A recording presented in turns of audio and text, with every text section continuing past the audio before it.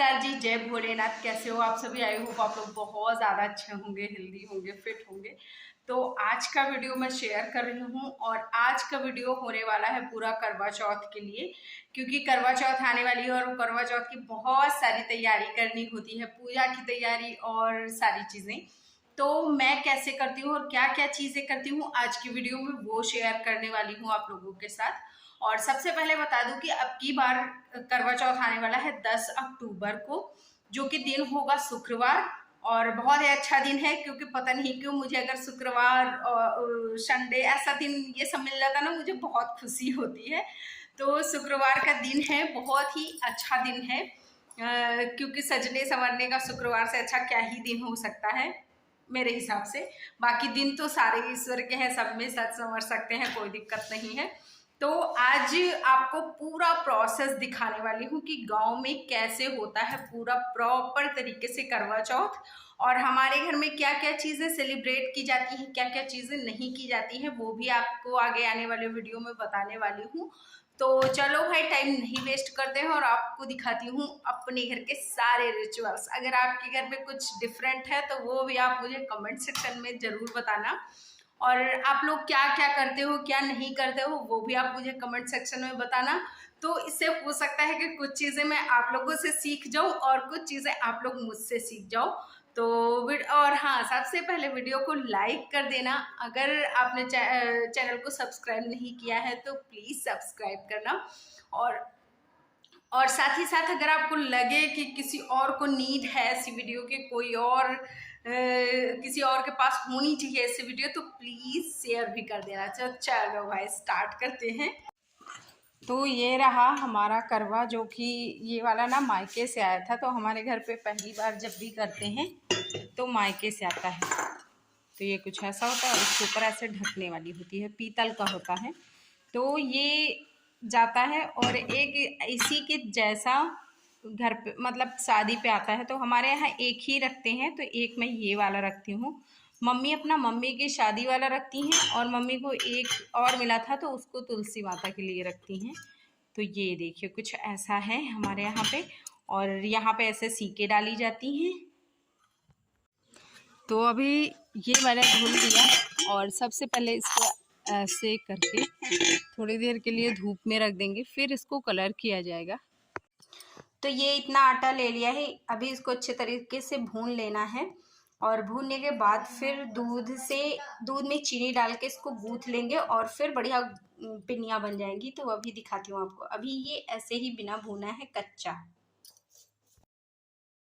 तो चावल के आटे को बहुत अच्छे से थोड़ा सा घी डाल के कढ़ाड़ लिया गया है। उसके बाद फिर इसको रख देते हैं, और ये जब ठंडा हो जाता है तो इसमें गुनगुना सा दूध लेते हैं और उसमें चीनी ऐड करते हैं। चीनी ऐड करने के बाद फिर इसकी छोटी छोटी सी पिन्नियाँ बना ली जाती हैं, जो कि हम लोग कोंच में रखते हैं।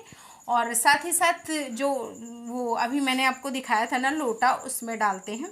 और फिर मतलब चार मेरे पल्लू में रखने के लिए, और 4 लोटे में डालने के लिए, और 4 मम्मी के लिए पल्लू, और 4 लोटे के लिए, और एक एक्स्ट्रा लोटा और बनाया जाता है जो कि होता है गौरी माता का।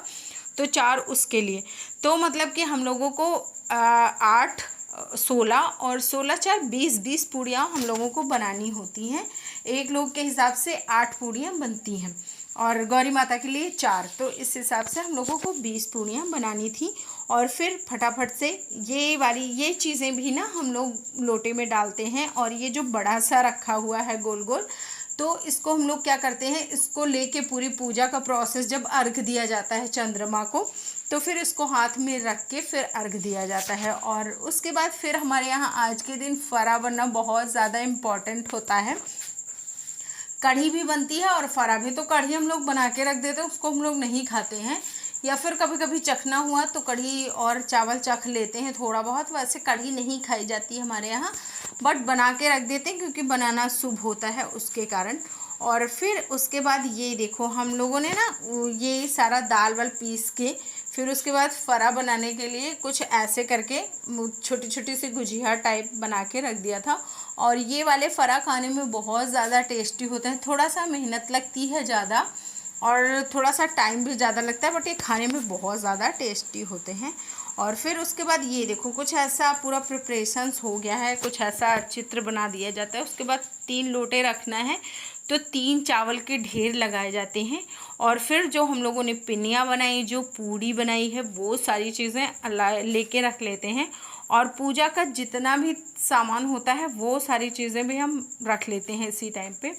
और सीकें होती हैं तो सीक डाल के इसमें रखते हैं, वो मैं अभी आपको बताऊंगी। और ये जो मम्मी मुझसे रखवा रही है ना, चंद्रमा का आकार है और इसको कच्चे चावल के आटे से बनाया गया है, क्योंकि इसमें चावल के आटे का ही यूज़ होता है, बाकी दूसरे आटे का यूज़ नहीं होता है। और हल्दी से ये जो लोटा होता है ना, इनको सारा हल्दी से अच्छे से रंग दिया गया है, पीला कर दिया गया है, क्योंकि इसमें हल्दी का ऐपन रखा जाता है जो कि चंद्रमा को लगाया जाता है और लोटे में लगाया जाता है। हल्दी का बहुत ही महत्व होता है हमारे धर्म में। और इसमें 16 श्रृंगार बहुत ज़्यादा इम्पॉर्टेंट होते हैं। और 16 श्रृंगार में आपको बता दूं, मेहंदी नहीं आता है, आप सर्च कर लेना तो आपको पूरी लिस्ट मिल जाएगी। मेहंदी तो हम लोग बस लगाने लग गए पता नहीं कब से, बट 16 श्रृंगार में जो हमारे शास्त्रों में लिखा है उसके अकॉर्डिंग मेहंदी नहीं है उसमें। ये मैंने अभी जब पढ़ा है कुछ दिन पहले ना, तब मुझे पता चला है कि मेहंदी हमारे 16 श्रृंगार का है ही नहीं। तो खैर अभी तो हम लोग लगाते हैं तो चलो 16 श्रृंगार ही मान लो। तो जितने भी 16 श्रृंगार होते हैं ना, वो सारी चीज़ें कर लो। और जैसे बाजूबंद होता है, बाजूबंद तो मेरे पास है ही नहीं, तो मैं उसको पहनूंगी कैसे? जो चीज़ नहीं है वो चीज़ स्किप करो। और अच्छे से तैयार होके फिर सारा हम लोग ये देखो कुछ ऐसे जो लोटा है, लोटे में चावल की कटोरियाँ रख देते हैं। और ये जो सीके लाए थे हम लोग, मतलब हमारे गांव में मिल जाती हैं इजीली, आप लोगों को शायद ख़रीदना पड़ता होगा, तो आप लोग देख लो कैसे भी मिले। फिर उसके बाद ये वाला उसके ऊपर 4 तरफ मुंह करके दिए बनाए जाते हैं। तो लोटे के ऊपर चावल और चावल के ऊपर दिया, और चावल के लोटे के अंदर मैंने आपको पहले ही बता दिया कि पिन्नी और पूड़ी, और जो गोल गोल से मैंने दिखाया थे ना, चावल के आटे को पका, मतलब चावल के बनाए जाते हैं और फिर उनको पका के तो उसको रख देते हैं। और फिर सारी चीज़ें, मतलब जैसे ऐपन हो गया, घी गुड़ हो गया, और फूल हो गया, तो ये सारी चीज़ें हम पूजा करते हैं तीनों लोटों की। और साथ ही साथ चंद्रदेव जो हमने बनाए थे कच्चे आटे से, उसका। और फिर हवन किया जाता है, और हवन के बाद आरती होती है। आरती के बाद फिर पूरा, मतलब पूजा का पूरा प्रोसेस हो जाता है। और फिर इसमें जो बचता है लास्ट में, वो होता है पानी पिलाना। और हाँ, आपको ये सारी पूजा करने के बाद बहुत से लोग फ़ोटो के सामने पूजा करते हैं, लेकिन हमारे यहाँ का ऐसा ही प्रोसेस है और हमारे पूरे गांव में ना ऐसा ही होता है। तो आपके यहाँ अगर ऐसा होता है तो मुझे कमेंट सेक्शन में बताना आप लोग। और हमारे यहाँ पे जो चलनी से चांद देखते हैं उसका रिवाज नहीं है, हालांकि मम्मी ने बोला है कि अगर मैं करना चाहूँ तो कर दूँ। और हाँ, सबसे ज़्यादा ये मैं भूल गई थी, इसको भी ये वाला प्रोसेस किया जाता है, इसको भी 4 बार किया जाता है।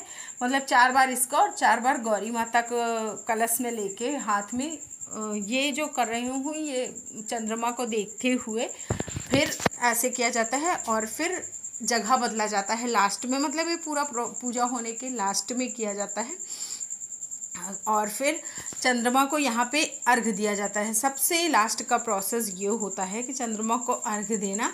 और अभी जब चंद्रमा निकल आते हैं एकदम अच्छे तरीके से, तो फिर अर्घ दिया जाता है। और जो बनाया गया था ना, उसको पूरा घूम के क्लॉकवाइज फिर 4 बार, मतलब जो भी इसमें आपको करना होता है वो सारी चीज़ें बस 4 बार करनी होती हैं। इसमें मैंने थोड़ा सा घटा दिया होगा या फिर बढ़ गया होगा, बट मैंने किया 4 ही बार था।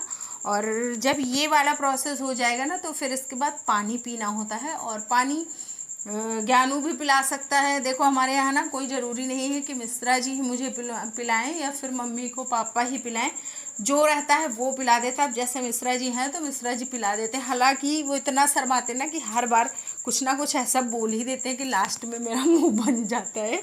तो अभी पानी पीने के बाद, सुहाग लेने के बाद फिर आशीर्वाद लेंगे, और मम्मी का आशीर्वाद और स्वामी का आशीर्वाद, फिर उसके बाद हमारा पूजा का पूरा प्रोसेस हो जाता है। और फिर हम कुछ भी खा सकते हैं, कुछ भी पी सकते हैं।